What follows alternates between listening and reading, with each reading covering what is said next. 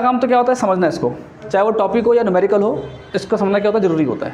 ठीक है, आपसे कह रही है कि ए rectangular surface of sides 10 centimetre and 15 centimetre is placed inside a uniform electric field of इतना वोल्ट पर मीटर। मैं अगर आपको बताऊं तो बेटा इलेक्ट्रिक फील्ड का जो होता है यूनिट क्या होता है, न्यूटन पर कूलम होता है।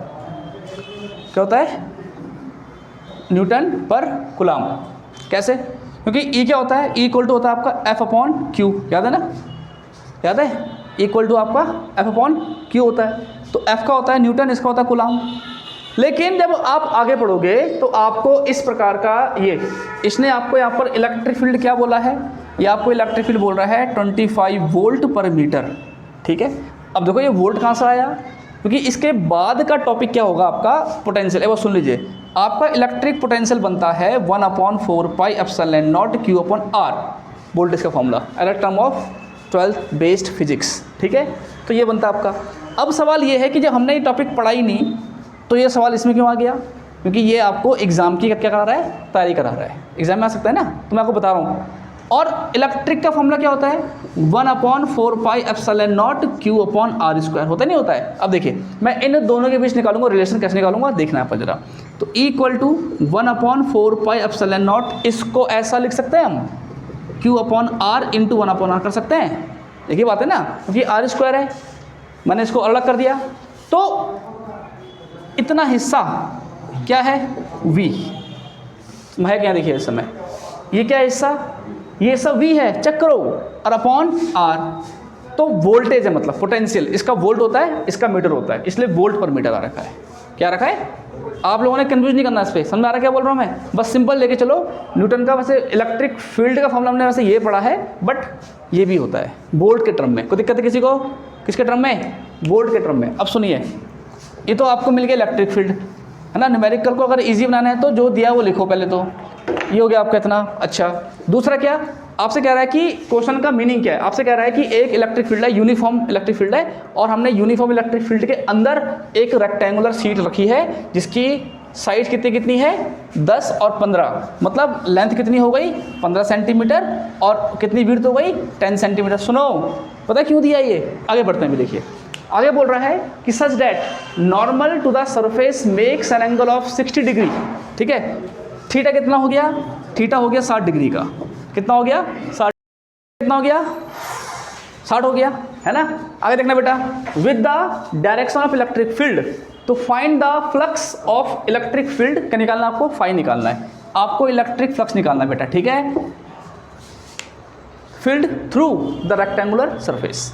हम एक काम करते हैं, आपसे कह रहा है कि यहाँ पर ना एक यूनिफॉर्म इलेक्ट्रिक फील्ड मान लेते हैं, कुछ इस प्रकार का मान लेते हैं, और आपने एक रेक्टेंगुलर शीट को इस पर रखा है, यहाँ रखा हुआ है, और इस रेक्टेंगुलर शीट की लंबाई 15 है और चौड़ाई कितनी है 10।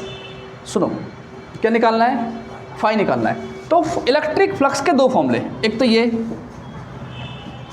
एक तो ये हो गया, और एक होता है phi equal to E S, याद है वेक्टर में जो भी है ई एस कॉस थीटा, याद है।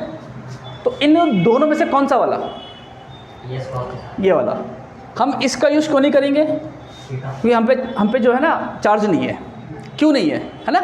एक तो ये रीज़न हो गया, और दूसरा रीज़न ये हो गया कि जो चीज़ मिली हुई है, जो चीज़ मिली हुई है हम उसको लिखेंगे यहाँ पर।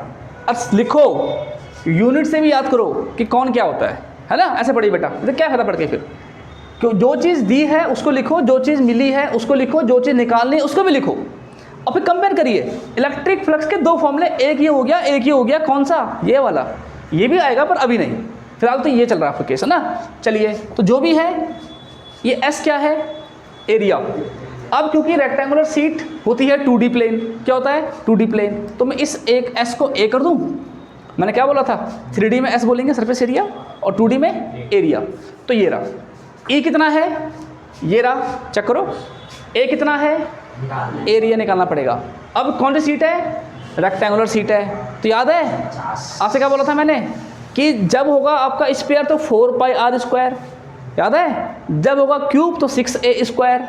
अभी क्या है रेक्टेंगल, तो इसका एरिया क्या होता है, L इंटू बी होता है। नहीं समझ में आ रहा है? सिंपल याद रखो बेटा, है ना। हालांकि हमने ये इसके ऊपर आपके डेरिवेशन नहीं थे, लेकिन मैंने बोल दिया था ये आएंगे आपके न्यूमेरिकल में, है ना। तो क्या होता है L इंटू बी, तो ये 15 और ये आपका 10 कितना 150 टू 150 सेंटीमीटर स्क्वायर हो गया। बट काम किस में होता है? फिजिक्स में। फिजिक्स में काम होता है मीटर में। तो हमें क्या चाहिए अब? हमें ये चाहिए कि हम इस सेंटीमीटर स्क्वायर को कहाँ चेंज करेंगे? मीटर स्क्वायर में चेंज करेंगे। ठीक है, तो कितना होगा? अपॉन होगा 2 बार, पता है ना, क्योंकि ऊपर स्क्वायर है भैया, 2 बार होगा मीटर स्क्वायर, है ना। तो कितना हो गया? 150 अपॉन 10 की पावर 4। आया समझ में? या एक काट लो, कोई दिक्कत नहीं है। लो एक हमने कैंसिल भी कर, चलो कितनी पावर 3 हो गई, ऊपर भेज दो। तो एरिया कितना आ गया? -3 मीटर स्क्वायर आ गया आपका एरिया इतना। सब मिल गया हमको। अब क्या निकाल रहा है? अब इसे पढ़ना, क्या बोल रहा है कि कितना रेक्टेंगुलर शीट से या फिर रेक्टेंगुलर सरफेस से कितना एरिया पास होगा, कितना फ्लक्स पास होगा। तो हमें फ्लक्स निकालना है। तो electric flux phi equal to what? E A cos theta, है ना। E A cos theta. तो E कितना बेटा? 25, ठीक है। E आपका 25 हो गया। A कितना है?